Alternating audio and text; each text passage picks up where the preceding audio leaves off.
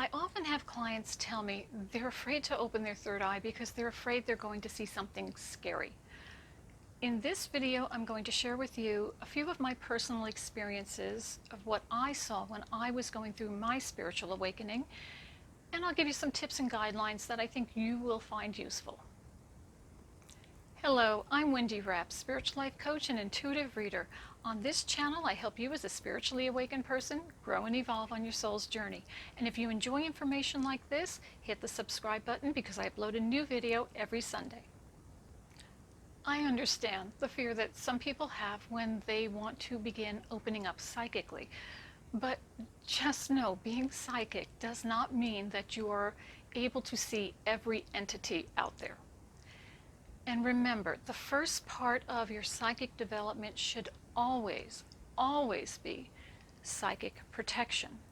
So when you meditate and when you're trying to open your crown chakra and your third eye, call in your own team of angels and guides to be with you and protect you. I always call in Archangel Michael to shield and protect me, and I surround myself in the white light. That will help keep you protected. The first energies that you should be trying to connect with are your own angels and guides, your spiritual team. They are the ones who have been assigned to you to work with you, to guide you and protect you on your soul's journey. I'll put a link to a few videos I did on how to connect with our angels and our guides at the end of this video. Now, I've always been very open to seeing ghosts and spirits. Ever since I was very little, going back to being about 3 years old, I remember seeing a little girl energy who became my friend. And then my mother passed when I was 5 and I could see her. I had no problem seeing those two spirits. I felt very comfortable with those two spirits. But when I was 7 or 8 years old, other energies began showing up in my bedroom at night, and it scared me. So at the time, I was in a Christian faith, and I really prayed it away. It quieted down for a while. Then when I was older and I decided I was going to actually own these abilities and open up spiritually and psychically, I was in an apartment building that was very active, spiritually active, had a lot of spirit activity. And I mentioned a spirit that I actually saw, and I helped him cross over in a video I did on ghosts, and I'll put that link at the end of this too. What I didn't mention in that video is after I helped that spirit Robert, who was a firefighter, cross over, there was another spirit who showed up in my room one night, and I didn't like him at all. He had passed due to I think the way he said it to me was a bad acid trip. And he was very upset about this during the 70s. And he just had an energy I didn't like, and he didn't want to go into the light. And all I had to do was command him out and let my spirit team know he's not allowed in. I don't want to see him again. He's not allowed in this space. I never saw him again. I never had an experience with him again. So what you need to remember is you are the one who's in control.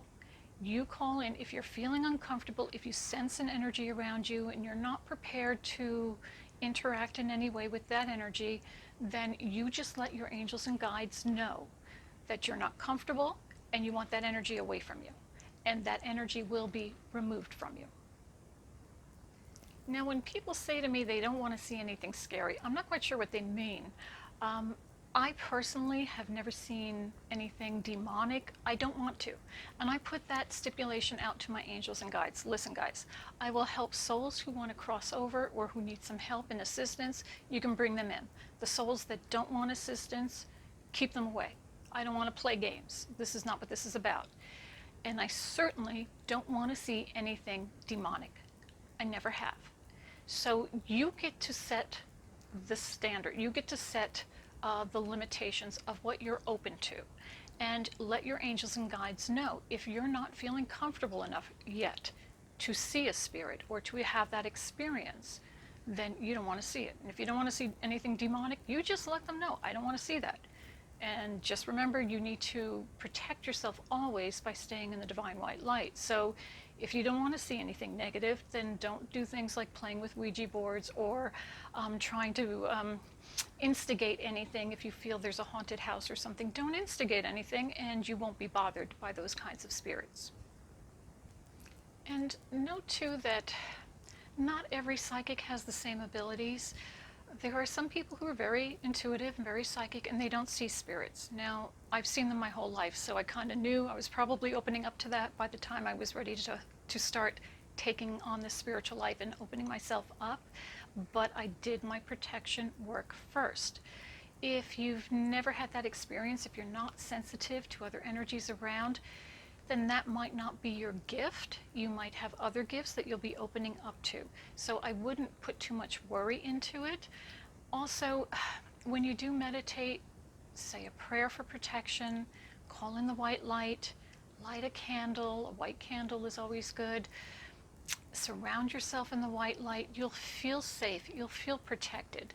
And you're only calling on the divine. So even if someone does show up, they will be someone who will be there looking for you to help them, not to harass you.